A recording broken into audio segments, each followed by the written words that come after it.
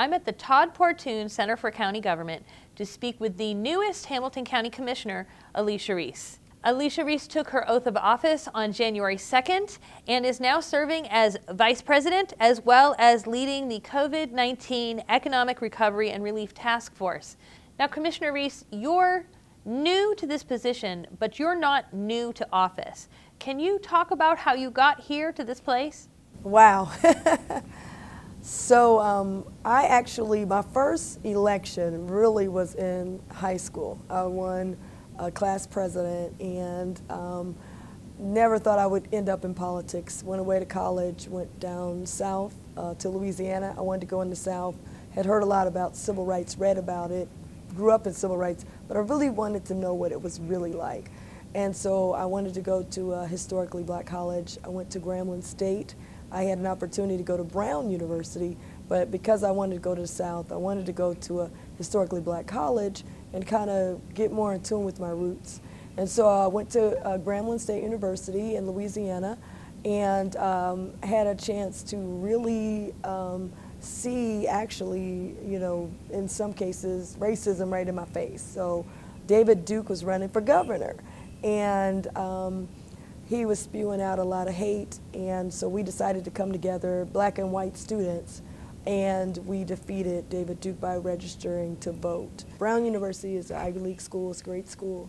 You know, parents were very excited.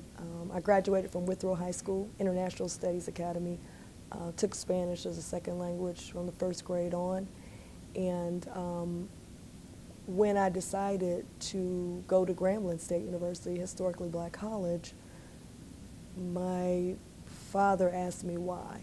You know, here I was ready to go. I got this, you know, scholarship ready to go. And I told him that I wanted to go to the South where civil rights was, I had just read about it, and it seems like that was the birthplace of civil rights. But I also wanted to go to a place, I'd always been a minority in everything mostly that I had done early in my life, whether it was the neighborhood I grew up in, because I grew up on the West Side when it was not diverse. I went to, you know, different places and schools and those kind of things, so I was kind of in the minority a lot. And I told him that I wanted to go to a place that will train me to be a majority thinker in what the world will view in a minority body. So my point was I wanted to be trained to be a majority thinker with what the world will see me as a minority person. And that's what a historically black college did. It trained me that you will have obstacles. You don't have to be 3 times better, you have to be 5 times better. Life will not be fair to you. And you have to get up every day and believe in yourself, because they will tell you 100 times what you cannot do and what you cannot be.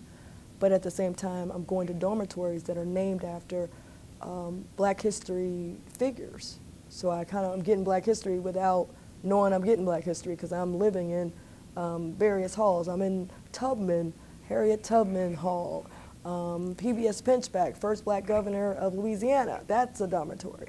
So you were getting history already, and then I was seeing people that looked like me, who were the president of the university, was the head of, you know, the director of athletics, was, you know, all of these things that they were look like me, that were in leadership. And I think, you know, even with Kamala Harris as our vice president, that's what she got at Howard University. And so that was one of the things that I think I really needed, because I didn't want to be naive to think that the world was going to treat me fairly. So when I got back home, I understood the power of the vote, and I ended up working for then Congressman David Mann. I was his community outreach director. I was in charge of constituent services, and so I really was enjoying helping people. And I had an opportunity to see what was happening with the health clinics, and I got really upset about it. And I thought, you know, my goal was to be, you know, Oprah. I had my degree in communications, and I was gonna, you know, open up my own and you know, media company and own radio stations. But I ran into Congresswoman Maxine Waters, who had come to Cincinnati to help another candidate, Roxanne Qualls. And I was in charge of taking her around. And she was, you know, someone I had looked up to, had read about. And I got upset about the health clinics possibly closing. And I said, so many people are going to be hurt, so many children and families who need it, something must be done. And she said, yes, and you should step up and do something about it. And I'm like, well, no, not me. I mean, somebody has to do something. And she said, that somebody has to be you. And so I ended up running for Cincinnati City Council and in 1999. And everybody thought, you know, there's no way she can win. She's too young. You don't win on your first try. You don't have all the money. You can't do it. It's not many seats available. And I said, I'm going to do it. And so I was able to get a lot of people involved who had never been involved before, but had good skill sets. And we were able to win Cincinnati City Council. So that's how I got my first election. It was in 1999. And then I stayed there for 6 years. And my last term, I ended up running at the last minute for mayor because my mayor at the last minute said he wasn't going to run. At that time, there had never been a African-American woman ever to run for mayor. But I thought it was important, I had been the vice mayor, to maybe do it and also open the door for the next group and make it easier for them, where people won't say, you can't run because you're African-American woman. They will look at them based on their issues. And so after that, I did not win that primary. And I said, I need to get back to my Oprah days. And I came out of politics. And then I was recruited by then Governor Ted Strickland and Lieutenant Governor Lee Fisher to go to Columbus to lead as the deputy director, the first African-American to ever be a director or a deputy director, to lead the tourism campaign. And what I loved about it, it was not, they weren't asking me to come and just lead the minority campaign. They said, we want you to help lead the general market campaign, to help run the office, be a part of the mainstream. And that's very important to me. And so I did. I went to Columbus, and I got a chance to be the deputy director and help put together a campaign that had one of the largest ROI, return on investments, in the state history. So I did that, and then I ended up getting back into politics. Well, I wasn't away because I was still working with the governor, but then Tyrone Yates, who was the state representative, saw me in Columbus and the work I had been doing and said, hey, I'm going to be terming out. You should consider running for state representative. And I got back in it. My mother was getting sicker and I wanted to come back home but still be connected with Columbus. I thought it was the best of both worlds at that time, and I was able to be elected as the state representative for the 33rd District. Unfortunately, my mother would not be able to live to see that happen. So that's kind of how I got into running for office. I've been in and out of it, so I haven't just strictly went, but every time I come back, it's always a need, a crisis that has occurred, that needs for me to get back in to be able to help people. So County Commission, how I got here, I served 8.5 years at the State House. I termed out, did a lot of great work. I was in a super minority though, in terms of my party, in terms of my race and my gender. But I was able to work across party lines and get things accomplished, like bringing the new Martin Luther King highway exit to Hamilton County. And so as we talk about Black history, people get off that exit, they will know Dr. King, but at the same time, they'll be connected to the hospitals. At the same time, they'll be connected to jobs and innovation and opportunity. And so that's one of the major projects I was able to do. But I termed out, and again, I was not looking to come back into politics. But when Commissioner, the late Todd Pertune, announced that his cancer, he wasn't going to be able to run again, I had so many people recruit me and said, hey, you should run. And I took a look at it, I prayed about it, and I ran. I had no idea that we would have a pandemic.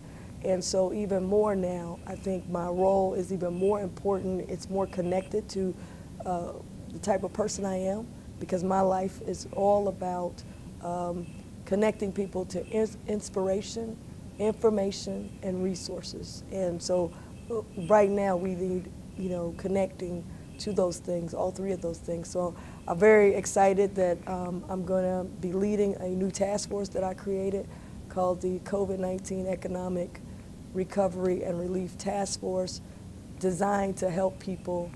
When I was running, I was out at helping people get Meals on Wheels to people before the governor shut the state down, to senior citizens throughout the state, throughout the county. I've been all over the county doing pop-up food pantries, trying to help people, and now I get an opportunity to do it as a county commissioner. Now, the day that you were sworn in, I got to speak with your father, Dr. Stephen Reece, and he told me a story that happened when you were a little girl. Could you share that story with us? Yes, so my father, Dr. Stephen Reece, was the chief of staff for Cincinnati's first African-American mayor.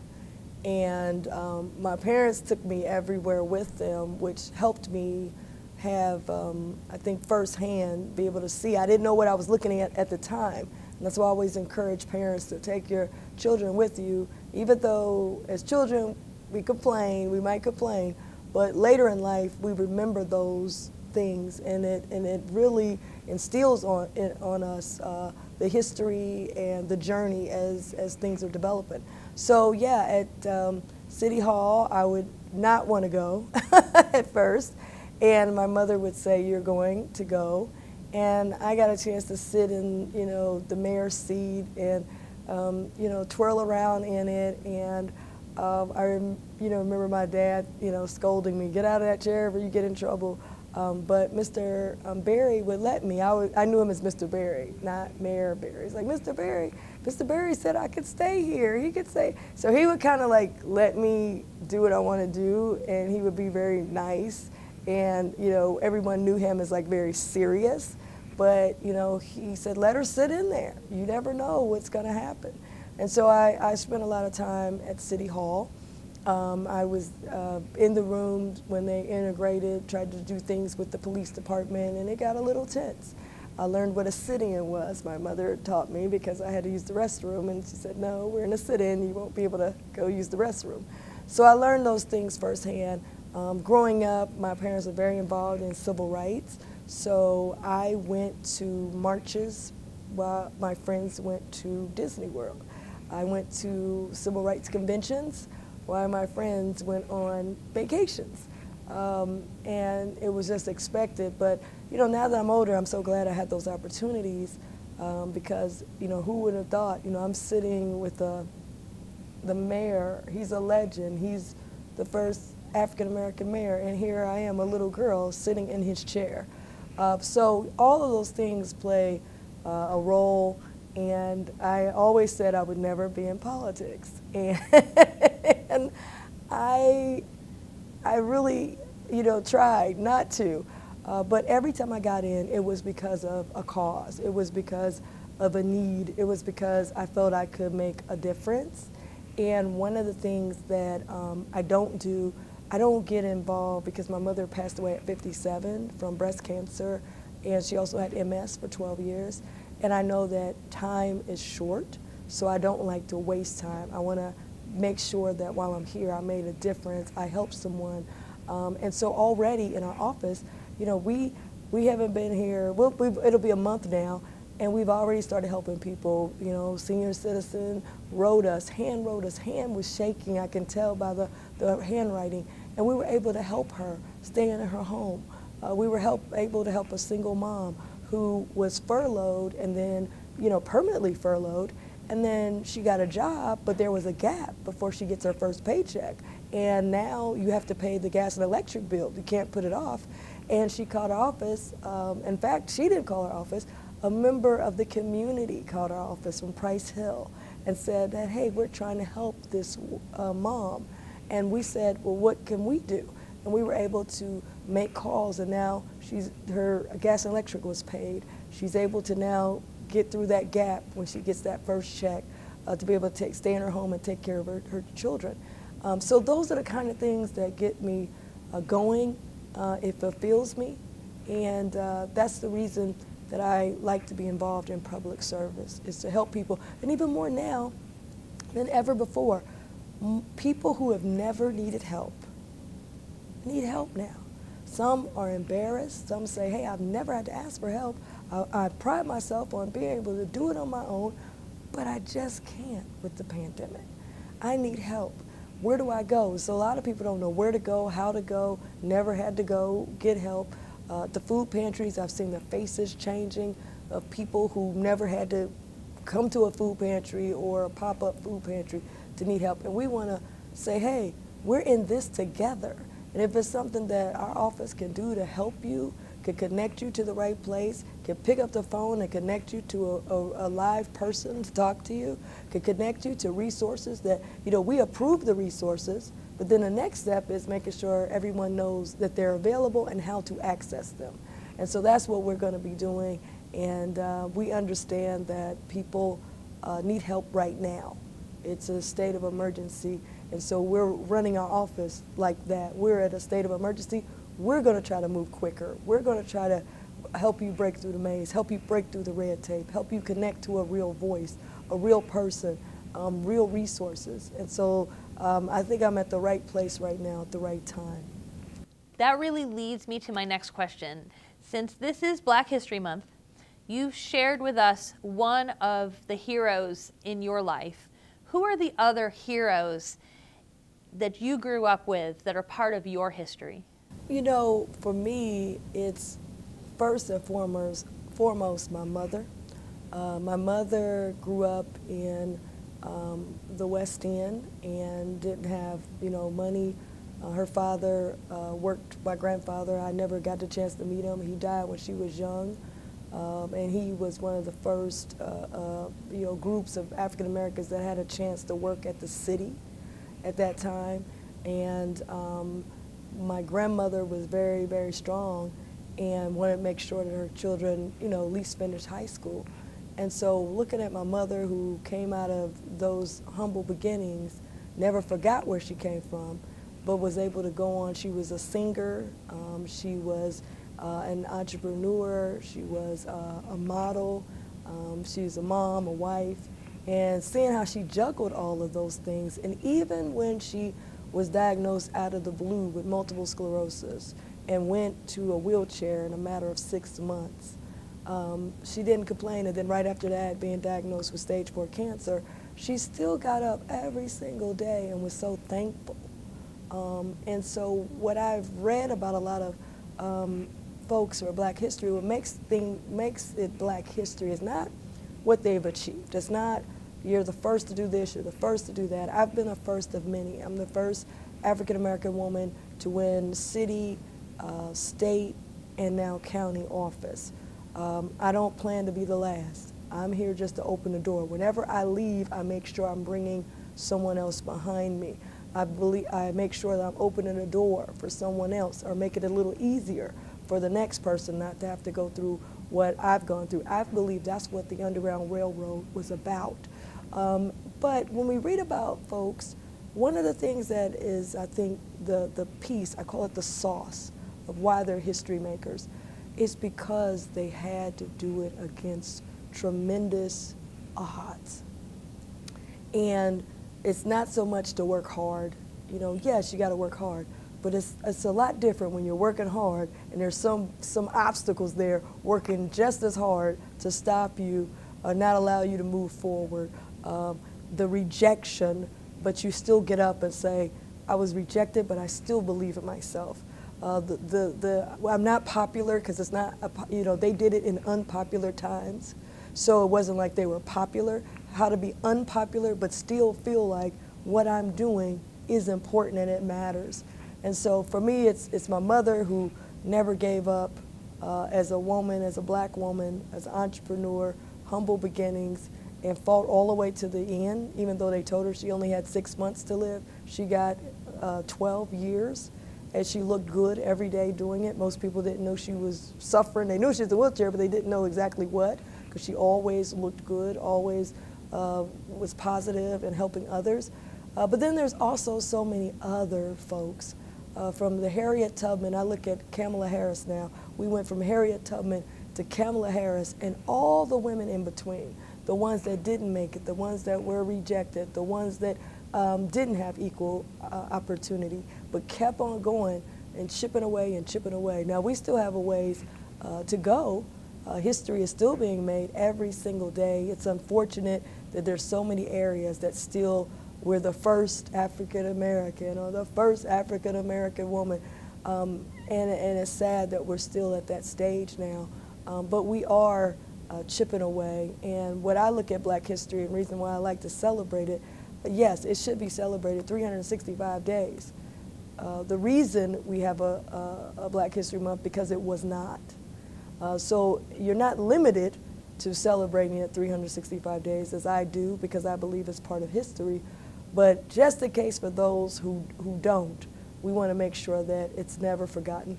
I really look at the Black inventors and the things that they've been able to invent, the Black builders, what they've been able to build.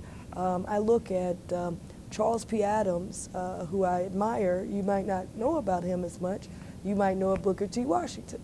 Well, Booker T. Washington founded Tuskegee Black College, and the Black farmers in Louisiana, northern part of Louisiana, said, hey, we've got the land, we own the land, but we want to educate.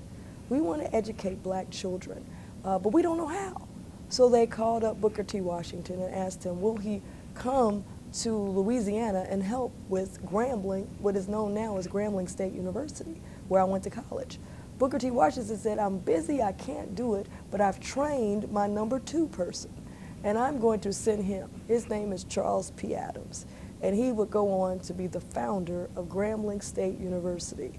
And decades later, I would go on to go to Grambling, graduate from Grambling State University with my degree in communication, serve as the ambassador for the university as Miss Grambling State University. That's the kind of legacy of Black history that continues on to help advance our country and the folks that live here, because it lives on even when the people are gone. What do you think are the next challenges that we need to keep chipping away at? Well, there's a lot. One of the things right now, we're at a time in our country, as we saw the assault on the Capitol, we realize that as we are seeing the rise of the bold racism, in-your-face type of racism that is coming and polarizing our nation. But then you also see the resistance against the racism with various multi-generation, multi-racial groups saying that we can't do this. So we're at a tug-of-war right now. We're at a moment of a moment in our history where we're going to decide which way are we going to go. And we can't survive unless we come together. But it's not about symbolically coming together. When we have to come together, we have to have a real, honest, not just dialogue, but action. So some people look at symbolism as, we've arrived. What I've seen as I have researched some of our greatest leaders, those who have been in the struggle, Black History Month, it's about the agenda. And so as we celebrated Dr. King's birthday, I had a chance to speak at the 50th anniversary of Dr. King's March on Washington. But when I spoke there, it was right when the Supreme Court gutted the Voting Rights Act. So how could we celebrate Dr. King and we gutted the Voting Rights Act? We have to bring back the agenda. And Dr. King's agenda was we wanted to be able to have equal access for everyone, whether it's equal access in contracts for Black businesses, whether it's equal access in jobs and promotion on the jobs. And that's why affirmative action had to exist. We couldn't get in the door to present that we are qualified. And we have to look at justice. We've got to make sure that we have equal justice for all. And so those are the things that, Dr. King, jobs and making sure wages and people can make a living and take care of their families. So, you know, we've got to get back to the agenda versus the symbolism.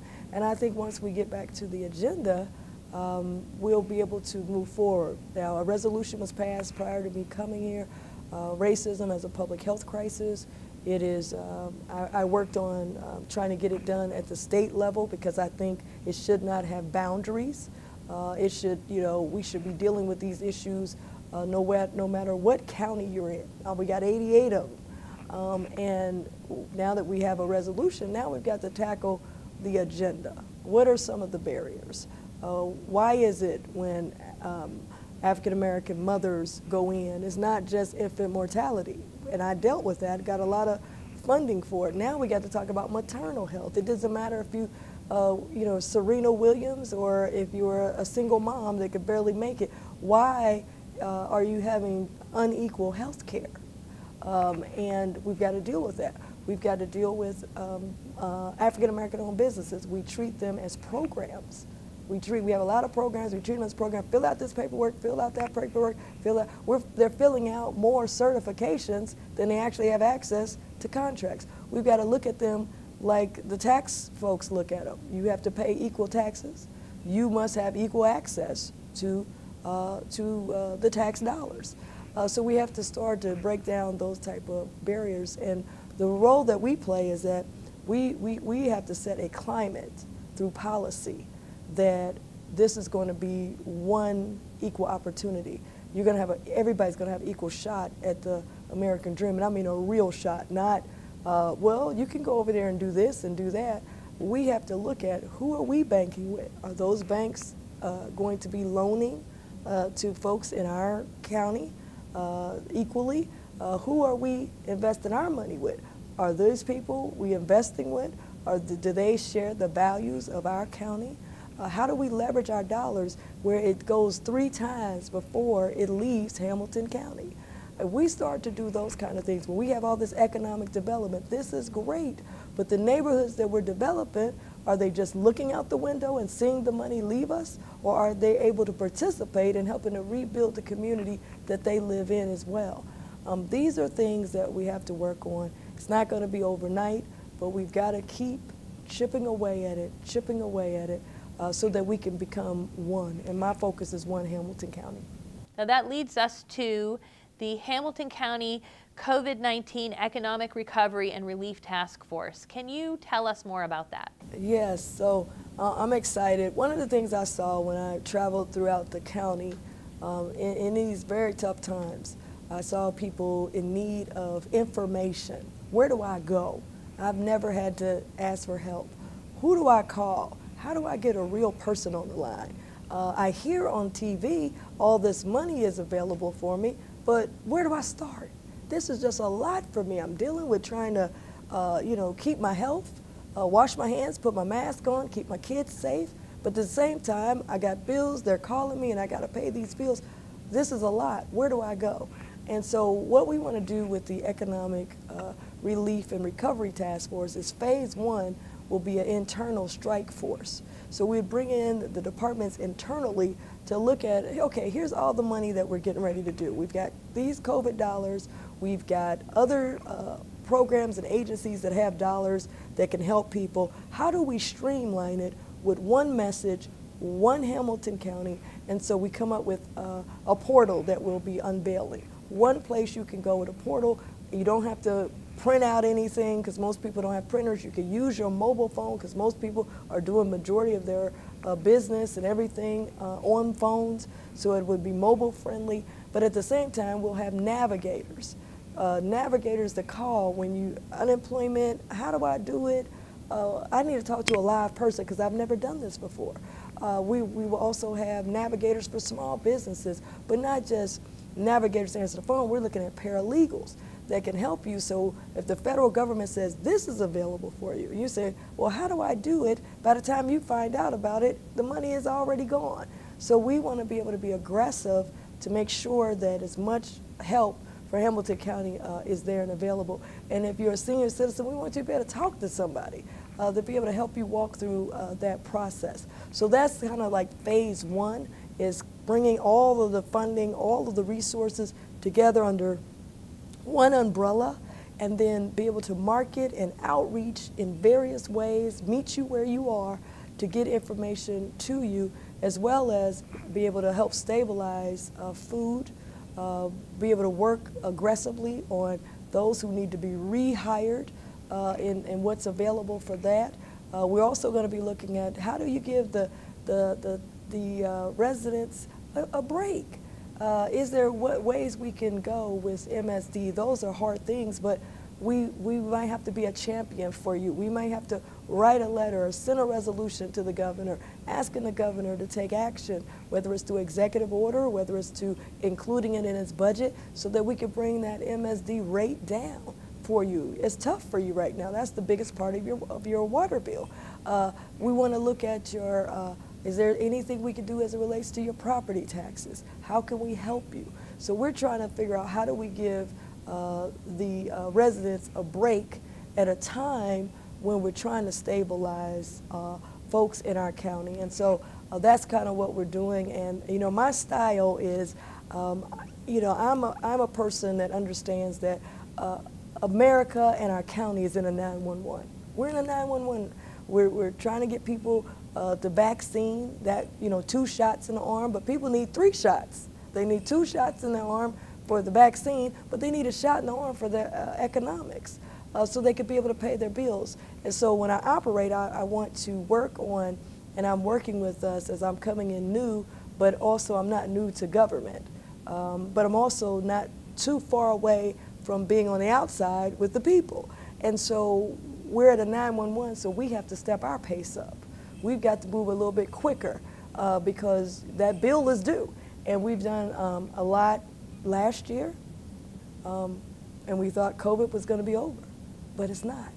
And so people had bills last year, but the rent is due again this year. The mortgage is due again this month. You know, there's issues this month. Small business has bills happening this month. So this pandemic is not a one-time, you know, you can't just do something one time. This thing will have lasting ramifications, and we've got to work together. So that's phase 1, and then phase 2, down the road, we will have an external task force where we'll bring people in, stakeholders, about how do we move our county forward for the rebuild. And let's have a roadmap for that. Let's look at the whole county and how do we do things, because sometimes we might do something, but how does it affect over here? So we'll be able to bring that in and be able to work through our administration, but with outside stakeholders about how do we move Hamilton County forward. Looking forward now towards the end of your term as Hamilton County Commissioner, what are some of the things that you are hoping you'll be able to look back on that you've accomplished? Well, I'd like to look back and see that during this pandemic, we've created a blueprint for counties around the country to come here and figure out how we did it. 2, I'd like us to have a roadmap for how do we move forward in terms of our economic agenda. And that means economic development, that means recruitment of businesses, that means being more technological. We've got too many places that still don't have Wi-Fi. We need to be the county that everybody has Wi-Fi. It's important for our future. It's important for our businesses. It's important for us to be a county that's moving and grooving for what the future is going to hold. So I like to be known as someone who has laid the foundation for the blueprint for the future of our county, but at the same time, during this time of a 911, was able to come out and help people through this task force, connecting them to resources that stabilize them and help them from going under. That's what I'd like to look back on. That's what I'd like my legacy to be. I'd like to leave it better than when I received it, and I'd like to bring some relief to people. If Hamilton County residents want to contact you and reach out to you, how can they do that? Yes, if you want to reach out to me, you can email me at alicia.reece@hamilton-co.org, or you can call 946-4401, 946-4401. Before we wrap up, Is there anything else that you want to make sure you get to share with us? One of the things I do want, I'm always looking to open more doors for women. And I think about my nieces who are 11, and I want them to have, you know, a world of where they're judged on, you know, their ability, their talents. I want them to be just as optimistic as they are now, but also understanding and being, you know, realistic of the challenges that they may face growing up. But I think it's all of our responsibilities to make it better and easier for the next generation, not harder and more divisive. Commissioner Reece, thank you so much for taking time with us today, and I look forward to speaking with you more as we see what happens in Hamilton County over the next few years.